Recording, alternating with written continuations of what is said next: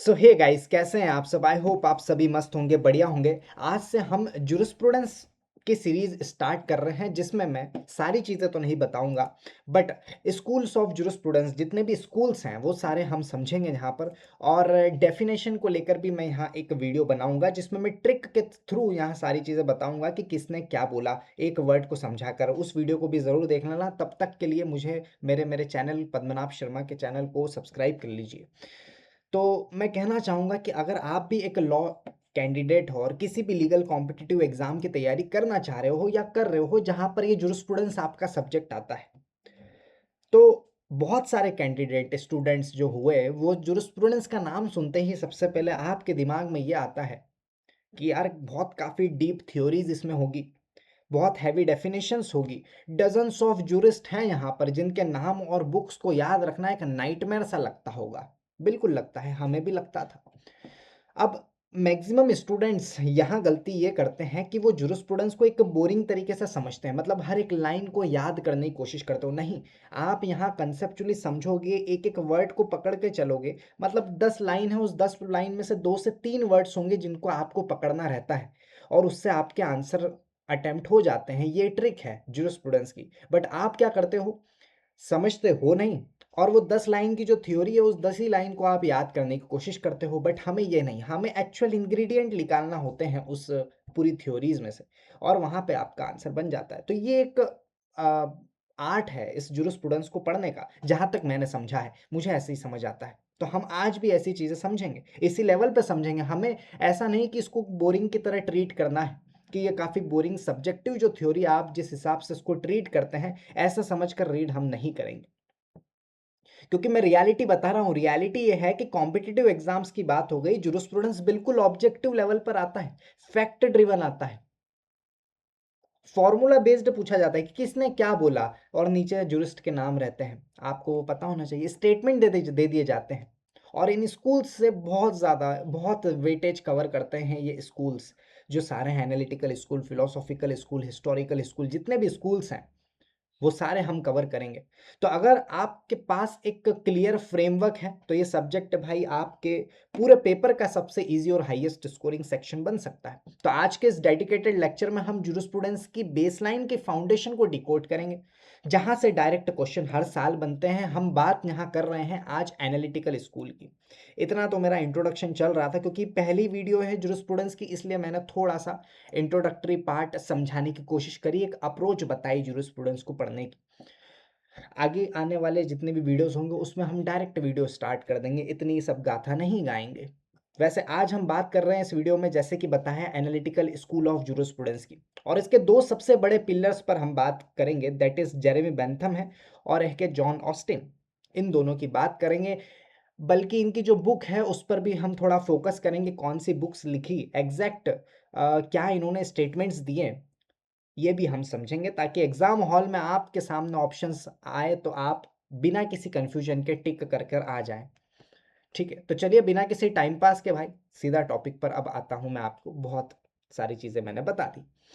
Anyways, देखिए पहले एक बेसिक क्वेश्चन से स्टार्ट करते हैं इस वीडियो को, कि आखिर जुरिस्प्रूडेंस की अलग अलग स्कूल्स एग्जिस्ट ही क्यों करती है, क्यों है इतने अलग अलग स्कूल्स इस जुरिस्प्रूडेंस में, क्यों एग्जिस्ट कर रहे हैं।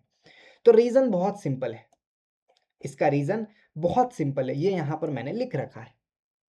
इसका रीजन ये है कि देखिए, दुनिया भर के अलग अलग जो थिंकर्स और हम कहें जुरिस्ट ने अपने टाइम पर एक ही फंडामेंटल सवाल का जवाब देने की कोशिश की है। सभी ने अपने अपने टाइम एक ही फंडामेंटल सवाल, और वो सवाल क्या है उसका आंसर देने की कोशिश करी। वो सवाल है that what is law, what is law. यही एक सेंट्रल क्वेश्चन रहा सबके लिए, और इसी पर सबने आंसर अपना उत्तर दिया अपने अपने समय पर। मतलब कानून आखिर होता क्या है। तो जब एनालिटिकल स्कूल की बात आती है, एनालिटिकल स्कूल के जो भी जुरिस्ट रहे उन्होंने इसका सवाल का जवाब दिया, तो ये एनालिटिकल बन गया। इनका सवाल जब इनसे पूछा गया कि दैट व्हाट इज लॉ, तो एनालिटिकल स्कूल के जुरिस्ट ने बहुत ही डायरेक्ट और स्ट्रेट फॉरवर्ड जवाब दे दिया। क्या दिया, उन्होंने कहा कि sir, law, natural justice and God और मोरलिटी या हम कहें रिलीजन से नहीं आता। यहाँ पर लिखा, एनालिटिकल स्कूल के जुरिस्ट ने आंसर दिया that this without reference to morality, religion और नेचुरल जस्टिस। मतलब जो लॉ है वो नेचुरल जस्टिस, वो गॉड, वो मोरालिटी या रिलीजन से नहीं आता। लॉ स्ट्रिक्टली कहाँ से आता है? लॉ स्ट्रिक्टली आता है स्टेट से। लॉ कहाँ से आता है? वो स्टेट से आता है, यानी ह्यूमन ऑथोरिटी से आता है। इसलिए एनालिटिकल स्कूल को आप देखिएगा पॉजिटिव स्कूल भी कहते हैं। पॉजिटिव जो शब्द आया है इस एनालिटिकल स्कूल का, पॉजिटिव से आया है, लैटिन वर्ड। आप अभी इतना समझो कि एनालिटिकल स्कूल को पॉजिटिविज्म या हम कहें पॉजिटिव लॉ स्कूल भी कहा जाता है। और क्यों कहा जाता है ये यहाँ लिखा, क्योंकि लॉ जो है वो स्ट्रिक्टली स्टेट से आता है, ह्यूमन ऑथोरिटी से आता है, इसलिए इसको पॉजिटिविज्म स्कूल भी कहा जाता है, पॉजिटिव स्कूल ऑफ लॉ भी कहा जाता है, स्कूल ऑफ जूरिस्प्रूडेंस, सॉरी। अब यहाँ जो पॉजिटिविज्म है ये वर्ड कहाँ से आया है ये मैंने यहाँ लिख रखा है भाई। इतना क्लियर है कि एनालिटिकल स्कूल्स वाले जुरिस्ट ने इस सवाल का आंसर क्या दिया, उत्तर क्या दिया, व्हाट इज लॉ का।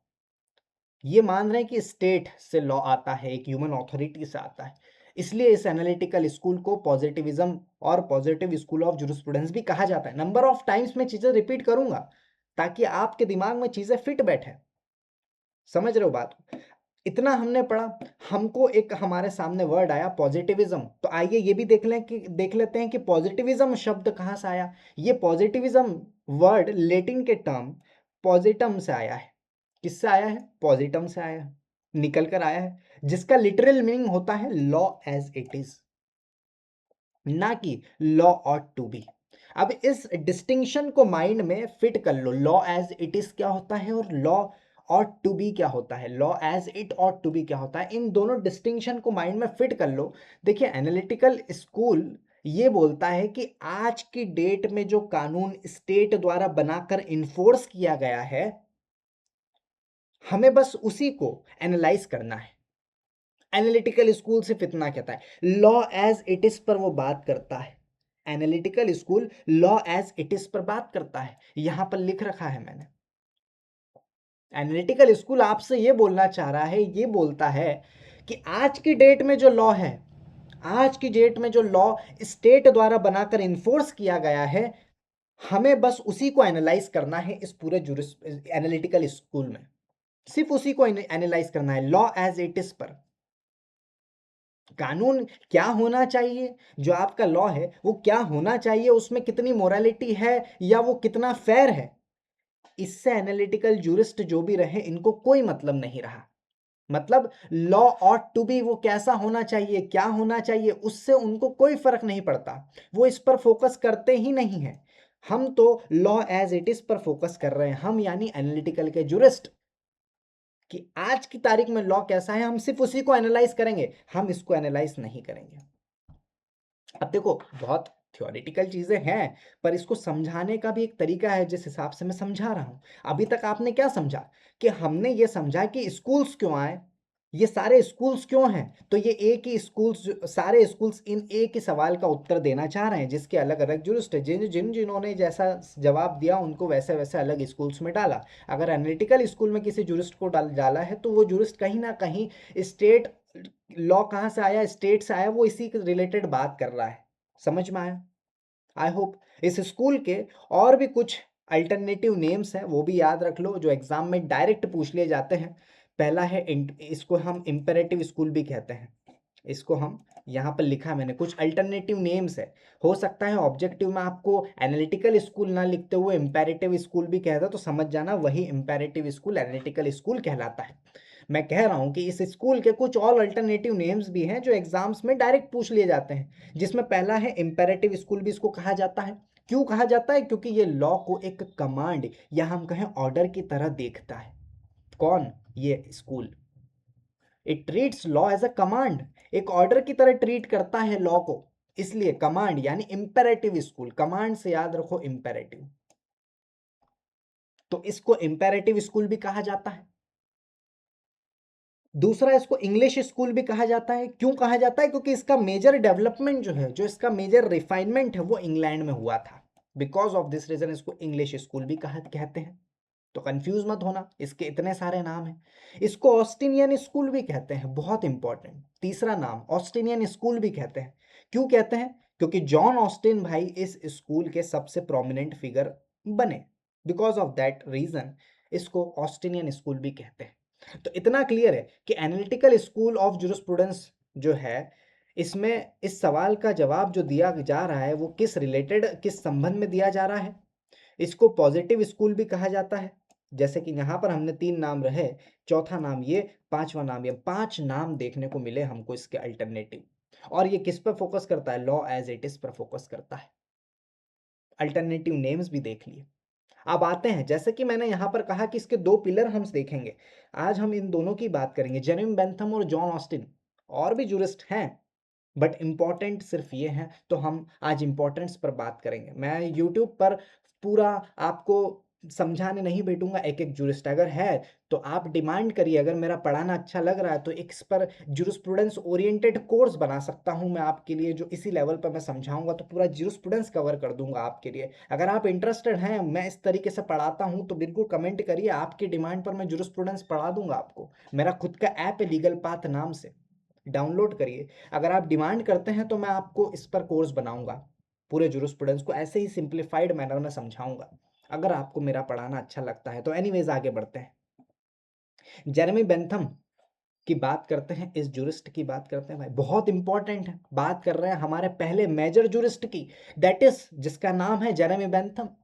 बेंथम को इंडिविजुअलिस्ट थिंकर या हम कहें यूटिलिटेरियन फिलॉसफी का फाउंडर बोला जाता है। किसको? बेंथम को। मेरे एक एक शब्द पकड़ के चलना, मेरे एक एक शब्द पकड़ के चलना, और मैं समझाऊंगा वही जो इस पीपीटी पर लिखा है। बहुत ही क्रिस्प लेवल पर मैं चीजें लेकर आया हूं, ज्यादा थियोरिटिकल जाएंगे नहीं, जहां से क्वेश्चन बनते हैं वही समझा रहा हूं। सबसे पहले जो रिस्ट पर हम आए, जेरेमी बेंथम, ठीक है। इसको हम, ये एक फाउंडर है यूटिलिटेरियन फिलोसफी का, और इसको इंडिविजुअलिस्ट थिंकर भी कहा जाता है। एंड क्यों? क्योंकि इनका क्लियरली मानना है, इनका क्लियरली मानना है था कि किसी भी लीगल सिस्टम या लॉ का प्राइमरी फंक्शन होता है। ऐसा क्यों कहा जा रहा है इनको? इंडिविजुअलिस्ट थिंकर क्यों कहा जा रहा है? फाउंडर ऑफ यूटिलिटेरियन फिलोसॉफी क्यों कहा जा रहा है? क्योंकि इनकी फिलोसॉफी क्या थी वो मैं समझाने की कोशिश कर रहा हूं। इनका क्लियरली मानना था कि किसी भी लीगल सिस्टम या लॉ का प्राइमरी फंक्शन क्या होता है? प्राइमरी फंक्शन होता है सोसाइटी के लोगों को मैक्सिमम बेनिफिट देना। लिखा है ना कि लॉ का जो प्राइमरी फंक्शन है इनके अकॉर्डिंग वो ये है to secure the maximum benefit of society. ये इनकी फिलॉसफी, इनका ये कहना है सोसाइटी के लोगों का मैक्सिमम बेनिफिट करना ही लॉ का प्राइमरी फंक्शन है। किसने कहा? जेरेमी बेंथम ने कहा। अब इनकी इस पूरी थ्योरी को हम कहते हैं प्रिंसिपल ऑफ यूटिलिटी। इनकी ये जो इन्होंने थ्योरी दी ना, इसी पूरी थ्योरी को हम प्रिंसिपल ऑफ यूटिलिटी कहते हैं बेटा। बेंथम ने यहां पॉइंट आउट किया था कि ह्यूमन नेचर 2 सॉवरेन मास्टर्स के अंडर काम करता है। ये लिखा है यहां पर, that human nature is govern bye 2 sovereign masters. और वो 2 सॉवरेन मास्टर है, पहला प्लेजर एंड दूसरा है पेन। ये जेरेमी बेंथम ने कहा। बेंथम ने पॉइंट आउट किया कि ह्यूमन नेचर के 2 सॉवरेन मास्टर्स इसके अंडर आता है, that is pain and pleasure. मतलब इंसान हर वो काम करता है जो उसको प्लेजर देता है, और हर उस चीज से भागता है जो उसको पेन देता है। अरे मानते हो कि नहीं? हम भी यही करते हैं ना। या तो हम वो काम करना पसंद करेंगे जिसमें हमें प्लेजर मिल रहा है, या तो हम उस काम से दूर भागेंगे जिस काम से हमें पेन मिल रहा है। तो ये जेरेमी बेंथम बोलता है, और इसी को प्रिंसिपल ऑफ यूटिलिटी कहते हैं। ये जेरेमी बेंथम ने बताया। इसलिए जो बेंथम है, उन बेंथम के अकॉर्डिंग लॉ जो है, जो कानून है, उसका एक ही सिंपल ऑब्जेक्टिव होना चाहिए। अकॉर्डिंग टू बेंथम, मैं नहीं कह रहा हूं, बेंथम कह रहा है कि लॉ का एक ही सिंपल ऑब्जेक्टिव होना चाहिए कि सोसाइटी में प्लेजर को मैक्सिमाइज करना और पेन को मिनिमाइज करना। Greater happiness of greatest number of people, आएंगे इस पर भी। आप समझ रहे हो बात को? उसने 2 सॉवरेन मेजर्स बता दिए, प्लेजर और पेन, और इसको समझाया। इसलिए इसके बेसिस पर वो कहता है बेंथम के अकॉर्डिंग कि लॉ का सिंपल ऑब्जेक्टिव फिर यही होना चाहिए कि वो सोसाइटी में प्लेजर को मैक्सिमाइज करे और पेन को मिनिमाइज करे।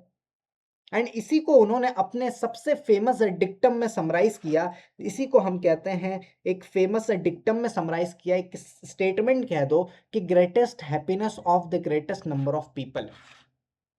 अब सवाल आ जाते हैं, ये स्टेटमेंट किसने दिया? ऐसे तो सवाल आते हैं।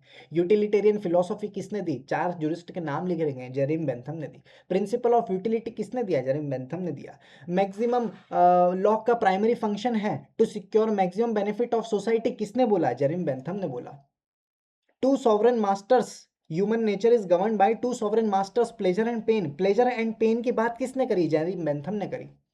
ये स्टेटमेंट किसने दिया? Greatest happiness of the greatest number of people, Jeremy Bentham ने दिया।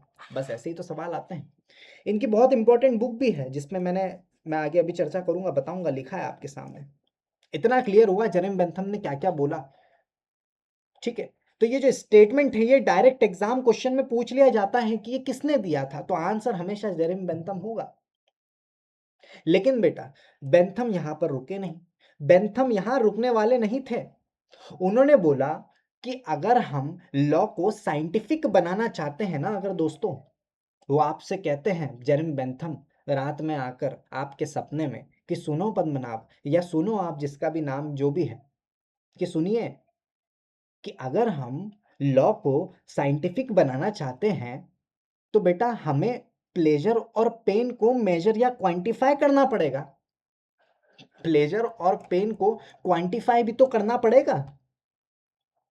मतलब इस मेजरमेंट के लिए उन्होंने एक मैथमेटिकल कंसेप्ट दे दिया जिसे फेलिसिफिक कैलकुलस या हेंडोनिस्टिक कैलकुलस भी कहा जाता है। अब बस आप इतना याद रखो, आप इतना याद रखो, मैंने यहां लिखा नहीं, हाँ ये लिखा है। बेंथम का फ्रेमवर्क था फेलिसिफिक या हम कहें हेंडोनिस्टिक कैलकुलस। ये फ्रेमवर्क बेंथम ने दिया था। क्यों दिया था? To measure the pleasure and pain mathematically. अरे भैया उसका सिर्फ कहना ये था कि मैंने आपको ये बताया तो वो आपके रात में सपने में आता है और आपसे बोलता है कि पद्मनाभ, मैं हूं जेरेम बेंथम और मैं तुमसे एक बात कहना चाहता हूं। वो आपके सपने में आता है और आपसे बोलता है कि प्लेजर और पेन को मेजर या क्वांटिफाई भी तो करना पड़ेगा। कैसे मेजर करोगे? तो उसका मैं एक सिंपल आपको फॉर्मूला दे देता हूं, एक पैरामीटर देता हूं, और वही उसने देने की कोशिश करी। मतलब मैंने कहा ना, वो सिर्फ यहां नहीं रुका, वो आगे भी बढ़ा और आगे उसने 7 पैरामीटर्स दे दिए to measure the pleasure and pain. और इसी को मेजर्स को कहते हैं फेलिसिफिक कैलकुलस। क्लियर है? कंसेप्ट समझ में आ रहा है? रिपीटेटिव अंदाज में जूरिस्प्रूडेंस को पढ़ाना ही एक खूबी है, ऐसा मेरा मानना है, ताकि आपके दिमाग में सारी चीजें कंसेप्चुअल क्लैरिटी हो। मैं अगर जो सामने लिखा है उसको एक बार पढ़ के और समझा कर हट जाऊं तो आपके दिमाग में जूरिस्प्रूडेंस नहीं बैठेगा। एनीवेज, तो इस मेजरमेंट के लिए उन्होंने एक मैथमेटिकल कंसेप्ट दिया जिसका नाम आपको पीपीटी पर दिख रहा है। तो इस कैलकुलस में 7 मेजर पैरामीटर्स दिए जेरेमी बेंथम ने, जिसे किसी भी एक्शन से मिलने वाले प्लेजर को मेजर किया जाता है। ठीक है, तो इस 7 पैरामीटर्स क्या थे समझ लेते हैं भाई। इन 7 पैरामीटर्स को मैं कहूंगा दिमाग में आपके वो होल्ड हो जाए, वो बैठ जाए, उसको करने के लिए एक सिंपल सी ट्रिक हमेशा ध्यान रखें, या आप खुद की बना सकते हैं, ये मैंने बनाई। एक सेंटेंस याद कर लो, I do consider pleasing friends pure enjoyment. ठीक है, आई से इंटेंसिटी, आई से होता है इंटेंसिटी पहला पैरामीटर, यानी प्लेजर कितना स्ट्रांग है, how strong is the pleasure, ये हमें पता चलेगा, पहला पैरामीटर। दूसरा डी है यहां पर, तो डी फॉर ड्यूरेशन, डी से आता है ड्यूरेशन। ड्यूरेशन यानी प्लेजर कितने टाइम तक रहेगा, ये भी हमें मेजर करना होना चाहिए। तो दूसरा पैरामीटर है डी फॉर ड्यूरेशन। यहां पर है कंसीडर, कंसीडर का सी आ गया यहां पर। इस सी से होता है सर्टेनिटी, यानी प्लेजर मिलने के कितने श्योर चांसेस हैं, how sure the pleasure is. चौथा पैरामीटर पी से, यहां पर आएगा प्लीजिंग का पी, यहां पर है। पी फॉर प्रॉक्सिमिटी, पी से होता है प्रॉक्सिमिटी। इसको नियरनेस भी कहते हैं, लिख लेना अपने नोट्स में, नियरनेस भी कहते हैं, ठीक है।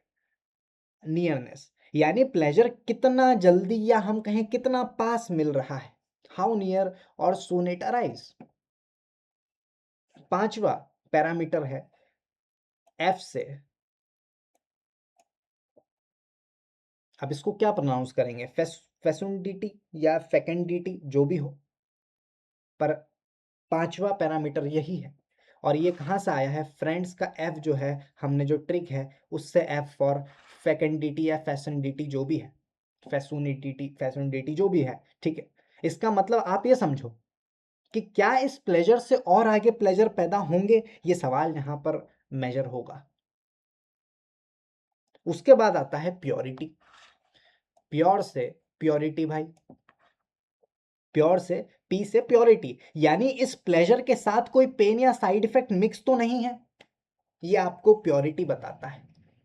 प्योरिटी मेजर कर, और ई फॉर इंजॉय, ई से इंजॉयमेंट से ई जो आया, उस ई से हम कह रहे हैं एक्सटेंड, मतलब ये कितने लोगों को एक साथ अफेक्ट कर रहा है, how many people it affects. अब देखिए आप इसको रट लो भाई, ठीक है, मैं तो कहता हूँ रट लो। आपको एग्जाम में इसको इंटरप्रेट करने का सवाल नहीं आएगा अनटिल एंड अनलेस आप अपनी मैं कहूँगा कि सब्जेक्ट एकेडमिक एग्जाम हो अपने किस में, जो एग्ज़ाम होती है अपनी यूनिवर्सिटी कॉलेज में, उसमें आपको सब्जेक्ट होता है जुरिस्प्रूडेंस, वहाँ पर आप थ्योरेटिकल लिखोगे तो आपको यहाँ पर ये चीज़ समझनी होगी और समझाना पड़ेगा कि 7 पैरामीटर्स है। बट सवाल जब ऑब्जेक्टिव लेवल पर आएगा किसी आपकी कॉम्पिटिटिव एग्जाम में या यूजीसी नेट एग्जाम में, तो डायरेक्ट वो फ्रेमवर्क में ये 7 पैरामीटर्स लिख देंगे और किसी भी तरीके से पूछ सकते हैं कि ये किसने दिए, या 7 पैरामीटर्स को अरेंज करो।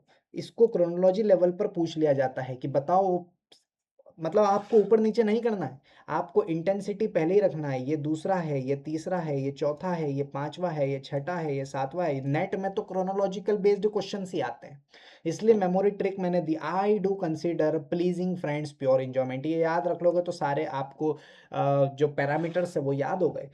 आप बस इतना याद रखो कि इन 7 पैरामीटर्स को इसलिए दिया गया, क्यों दिया गया, to measure the pleasure and pain, बस इतना याद रख लो। और वो क्या कहते हैं उसमें एक लाइन में शॉर्ट में मैंने यहां पर नीचे लिख दिया।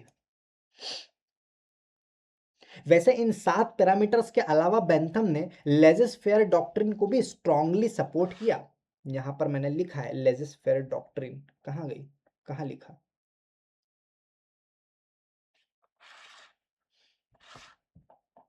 आई थिंक मैं मेंशन करना भूल गया यहाँ पर, हाँ ये लिखा है यहाँ पर, it also supported laissez faire doctrine. अब लेजस फेयर क्या, मतलब ये जो 7 पैरामीटर्स रहे, इन 7 पैरामीटर्स के अलावा बेंथम ने इस लेजस फेयर डॉक्ट्रिन को भी स्ट्रांगली सपोर्ट किया। इस लेजस फेयर डॉक्ट्रिन का क्या मतलब होता है, जिसका मतलब होता है minimum state inference interference, minimum state interference in individual freedom freedom, यानी गवर्नमेंट को इंडिविजुअल फ्रीडम में कम से कम दखल देना चाहिए ताकि लोग अपना वेलफेयर खुद मैक्सिमाइज कर सके, that is called laissez faire doctrine.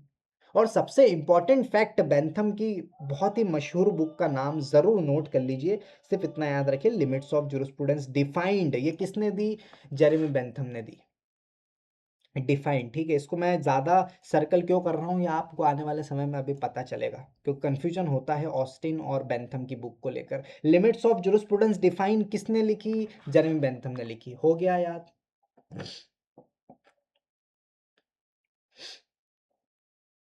अब आ जाते हैं जॉन ऑस्टिन पर, दूसरा पिलर है हमारा, जैसे कि मैंने यहाँ पर तुमको बताया जॉन ऑस्टिन, तो जेरेमी बेंथम में इतना याद रखो। आगे आते हैं जॉन ऑस्टिन पर, बेंथम के बाद आते हैं उन्हीं के नेक्स्ट जुरिस्ट आते हैं जॉन ऑस्टिन। इस स्कूल के सबसे फेमस पर्सनालिटी में से एक है कौन, जॉन ऑस्टिन, इसीलिए इसको ऑस्टिनियन स्कूल भी कहा जाता है। ऑस्टिन को राजमी तौर पर फादर ऑफ एनालिटिकल जुरिस्प्रूडेंस माना जाता है। क्या माना जाता है, फादर ऑफ एनालिटिकल जुरिस्प्रूडेंस माना जाता है। सवाल आ जाएगा, फादर ऑफ एनालिटिकल जूरिस्प्रूडेंस किसको कहा जाता है? 4 जूरिस्ट के नाम दे दिए जाएंगे। ऑस्टिनियन स्कूल जो कि जॉन ऑस्टिन है भाई, उसको कहा जाता है, तो उस पर टिक करके आइएगा। सबसे पहले इनकी बुक का नाम भी ध्यान से सुन लो। बुक का नाम है the province of jurisprudence defined. अब कंफ्यूज मत होना, मैंने यहाँ पर भी डिफाइन देखने को मिल रहा है, और यहाँ लिमिट्स ऑफ, तो यहाँ लिमिट्स ऑफ जूरिस्प्रूडेंस है, और इनकी बुक है प्रोविंस ऑफ जूरिस्प्रूडेंस डिफाइंड। तो कंफ्यूज मत होना, ठीक है। बहुत सारे बच्चे प्रोविंस ऑफ जूरिस्प्रूडेंस में अगर डिफाइन प्रोविंस ऑफ जूरिस्प्रूडेंस किताब का नाम आ गया और लिख दिया कि कौन है, किसने लिखा, तो आप बेंथम और ऑस्टिन में कंफ्यूज मत होना। बेंथम ने लिमिट्स ऑफ जूरिस्प्रूडेंस डिफाइन लिख रखी है, और ऑस्टिन ने प्रोविंस ऑफ जूरिस्प्रूडेंस डिफाइन की किताब लिखी है। इसमें दोनों में कंफ्यूज मत होना एग्जाम के समय। हाँ, बहुत मतलब जोर देके आपको बताने की कोशिश कर रहा हूँ, नंबर फालतू जाएगा आपका, ठीक है। डायरेक्ट ऑप्शन में इन दोनों के टाइटल स्वैप करके क्वेश्चन फ्रेम किए जाते हैं, इसलिए आप कंफ्यूज मत होना किसने क्या दिया, याद रखना। अब देखिए, ऑस्टिन ने जुरिस्प्रूडेंस की सबसे रिजिड और क्रिस्प डेफिनेशन दी भाई, जिसे हम कमांड थ्योरी कहते हैं, कमांड थ्योरी ऑफ लॉ कहते हैं। उन्होंने लॉ को कैसे डिफाइन किया? वो आए आपके सपने में वापस, पहले बेंथम आए थे आपके सपने में और बोल गए कि भाई मैं प्लेजर और पेन के अलावा 7 पैरामीटर्स भी दे रहा हूँ कि इसको मेजर कैसे करें। आपने उसके मेजर सुन लिए, सॉरी पैरामीटर सुन लिए रात में। अगले ही दिन, जब अगले दिन आप वापस सोते हैं, जॉन ऑस्टिन आपके दिमाग में आता है, आपके ड्रीम्स में, आपके सपने में आता है, और वो बोलता है कि अब मेरी बात सुन, बेंथम ने जो बोला हो तो ठीक है, अब मेरी बात सुन भाई। तो आप बोलते हैं सुनाओ। वो आपसे कहता है कि देखो मैंने लॉ को कैसे डिफाइन करा, मेरी भी सुन लो थोड़ा सा। तो आप बोलते हैं सुना भाई। वो कहता है कि देखिए, लॉ को डिफाइन करते हुए उसने कहा कि लॉ को मैंने कैसे डिफाइन किया। लॉ को मैं कह रहा हूं that law is the command of the sovereign backed by the sanction. उसने आपको ये स्टेटमेंट रात में 2 बजे आकर दे दिया कि देखो मैंने लॉ को कुछ इस तरीके से डिफाइन किया है, जिसमें मैं उसको कह रहा हूं कि law is the command of sovereign backed by section. इस पूरे कंसेप्ट को हम एक सिंपल मैथमेटिकल इक्वेशन से समझ सकते हैं, और वो ये है कि वो क्या कहना चाह रहा है कि लॉ जो है is equals to command plus sovereign plus sanction. मतलब लॉ में 3 चीजें हैं, तो वो लॉ है। मैं उन्होंने डिफाइन किया इस इक्वेशन के तीनों कंपोनेंट्स को, डिटेल में मैं तोड़ के बताता हूं भाई कि क्या मतलब है इनका, मतलब कहने का। पहला इनका कंपोनेंट रहा कमांड, पहला कंपोनेंट है कमांड। तो ऑस्टिन के मुताबिक कमांड एक ऐसे, मतलब कमांड क्या है? It is an instruction from a politically superior authority to a politically inferior person mandatory to follow. मतलब ऑस्टिन के मुताबिक कमांड एक ऐसे इंस्ट्रक्शन या ऑर्डर को कहते हैं जो पॉलिटिकली सुपीरियर अथॉरिटी किसी पॉलिटिकल इंफीरियर पर्सन को देती है, और इस ऑर्डर को फॉलो करना मैंडेटरी होता है। लॉ में ऐसा होता है, ऐसा उसका कहना है। इसलिए उसने कमांड बताया लॉ को कि लॉ में एक कमांड है, साथ में प्लस दूसरा कंपोनेंट उसने क्या बोला? दूसरा कंपोनेंट है सॉवरेन। मतलब the supreme political authority habitually obeyed by all while itself owing obedience to no one else. इसका मतलब क्या है कि सॉवरेन वो सुप्रीम पॉलिटिकल अथॉरिटी होती है जिसको बाकी सारे लोग जो हैं, जो बाकी सारे पर्सन्स हैं, पीपल हैं, वो हैबिचुअली ओबे करते हैं। लेकिन वो सॉवरेन खुद किसी और सुपीरियर बॉडी या अथॉरिटी को ओबे करने के लिए बाउंड नहीं होता। तो ये आपको लॉ में देखने को मिलता है, दूसरा कंपोनेंट सॉवरेन। तीसरा और सबसे क्रिटिकल कंपोनेंट है सैंक्शन। क्या होता है भाई सैंक्शन का मतलब? क्या होता है सैंक्शन का मतलब? होता है पनिशमेंट, पेनल्टी या हार्म का डर, दैट इज कॉल्ड सैंक्शन। तो ऑस्टिन ने बहुत क्लियरली बोला कि बिना सैंक्शन के कोई भी कमांड लॉ बन ही नहीं सकता। अगर किसी अगर किसी रूल के पीछे पनिशमेंट का डर ही नहीं है, आपने लॉ बनाया उसके पीछे पनिशमेंट है ही नहीं, तो वो सिर्फ एक मोरल एडवाइस बनकर रह जाएगी, वो लॉ नहीं रहेगा। इसलिए लॉ में सैंक्शन होना बहुत जरूरी है। सैंक्शन मीन्स पनिशमेंट, पेनल्टी या हार्म का डर होना। तो सैंक्शन ही वो मेन फोर्स है जो लॉ को इन्फोर्सिंग पावर, और मैं कहूंगा कि एक टीथ प्रोवाइड करती है। और अगर नहीं है तो इट्स अ रूल, जो वो बनेगा, जो लॉ रहेगा, it's only rule of moral advice, वो लॉ नहीं कहलाएगा एक्चुअल। तो लॉ में ये 3 कंपोनेंट्स हैं, और ये 3 कंपोनेंट्स किसने दिए? जॉन ऑस्टिन ने दिए, इतना याद रख लो। उसने ये कहा law is the command of the sovereign backed by sanction. अब देखो ये 3 वर्ड्स हमें याद रखना है, स्टेटमेंट याद नहीं रखो तो भी चलेगा, ये 3 वर्ड्स इक्वेशन बन गई। जहां पर भी ये आ जाए जॉन ऑस्टिन ने ये थ्योरी दी भाई। आप देखो ना, कमांड ऑर्डर, जब भी तो हम उसको इंपेरेटिव स्कूल भी कहते हैं, एनालिटिकल स्कूल को। आप समझ रहे हो बात को? ऐसे नाम पढ़ते हैं स्कूल्स के अल्टरनेटिव लेवल पर। तो अब तक जो हमने अभी तक समझा, आई होप ऑस्टिनियन स्कूल भी आपको समझ में आया होगा समझ में। अब तक हमने जितना भी समझा, चलिए उसका एक क्विक हाई इम्पैक्ट रिवीजन कर लेते हैं भाई, ताकि सारा कंटेंट एक जगह, मतलब मैं समराइज कर रहा हूँ सारी चीज़ों को। एनालिटिकल स्कूल की हम बात कर रहे हैं, लीगल सिस्टम का पॉजिटिविज्म स्कूल भी इसको कहा जाता है, जिसका मतलब है लॉ एज इट इज पर ये वर्क करता है, आपको पता है, ठीक है। जिसमें जेरेमी बेंथम को हमने देखा और ऑस्टिन को देखा। तो जेरेमी बेंथम ने का कोर आइडिया है प्रिंसिपल ऑफ यूटिलिटी का, greatest happiness of greatest number, उन्होंने ये स्टेटमेंट दिया। साथ में उन्होंने 7 पैरामीटर्स दिए जिसको हम फेलिसिफिक कैलकुलस भी कहते हैं, और 7 पैरामीटर्स मैंने आपको स्टेटमेंट के थ्रू याद करवाया। इन्होंने बुक भी लिखी लिमिट्स ऑफ जूरिस्प्रूडेंस डिफाइन। वहीं अगर मैं जॉन ऑस्टिन की बात करूं तो इनका कोर आइडिया कमांड थ्योरी पर था, है कि नहीं? Backed by sanction, command sovereign backed by sanction, याद है आपको, अभी मैंने बताया था। तो इनका फोकस कमांड थ्योरी पे था, और बेंथम का focus principle of utility, pleasure and pain पर फोकस था,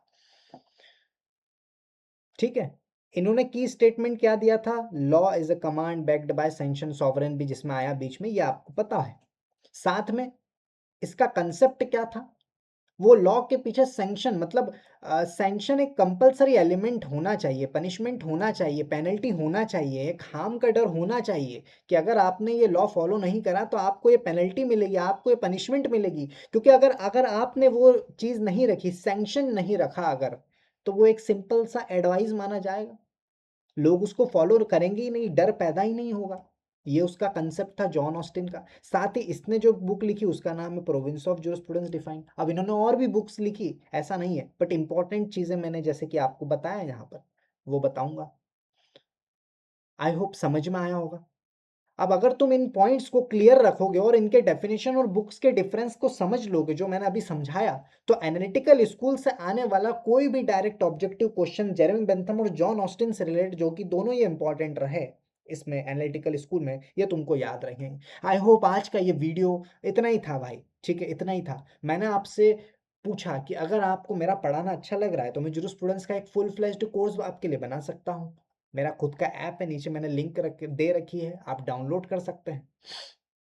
वहाँ पर यहाँ पर मुझे कमेंट करिए, डिमांड करिए कि मुझे जूरिस्प्रूडेंस आपसे पढ़ना है, और बच्चों को लेकर आइए बहुत ज़्यादा। अगर आप एक रहेंगे तो मैं नहीं पढ़ा पाऊंगा, अगर बहुत सारे लोग रहेंगे, 2 से 3 या 4 बच्चे भी रहेंगे, स्टूडेंट्स भी रहेंगे, तो भी मैं आपको पढ़ा दूंगा मेरे खुद के ऐप पर। तो इफ़ यू वांट कि हाँ ऐसे ही मुझे पढ़ना है और काफ़ी डीप लेवल पर जाकर पढ़ना है, तो बिल्कुल रीच आउट करिए मुझे, कमेंट यहाँ पर करिए, फीडबैक दीजिए। आई होप आज का ये डीप डाइव एक्सप्लेनेशन आपको एकदम क्रिस्टल क्लियर हुआ होगा, और सारे फंडामेंटल्स और जो फाउंडेशन मैंने यहाँ पर बताई एनालिटिकल स्कूल्स की, वो सारे आपके दिमाग में बैठ गए होंगे। अब अगर आपको ये एग्जाम ओरिएंटेड ब्रेकडाउन हेल्पफुल लगा हो तो वीडियो को लाइक ज़रूर करिए भाई, अपने बाकी लॉ ग्रुप्स में शेयर करिए। अगली क्लास में, अब अगले लेक्चर में मैं कवर करूंगा सोशियोलॉजिकल स्कूल और हिस्टोरिकल स्कूल की बात करेंगे, बिल्कुल इसी तरह के स्ट्रक्चर और कंसाइज मैनर में जो मैंने आपको बताया अभी, जिस तरीके से मैं पढ़ा रहा हूँ। तो चैनल को सब्सक्राइब करके बेल आइकन दबा दीजिए भाई, वो भूलना मत करना। अपकमिंग वीडियोस मिस ना हो आपकी, इसलिए कोई भी डाउट हो तो नीचे कमेंट में बता दो। All the best for your preparation भाई, and I will see you in the next lecture. Thank you so much. मैं हूँ एडवोकेट पद्मनाभ शर्मा। मिलते हैं नेक्स्ट वीडियो में किसी इंटरेस्टिंग टॉपिक के साथ, तब तक के लिए भाई जय हिंद जय भारत।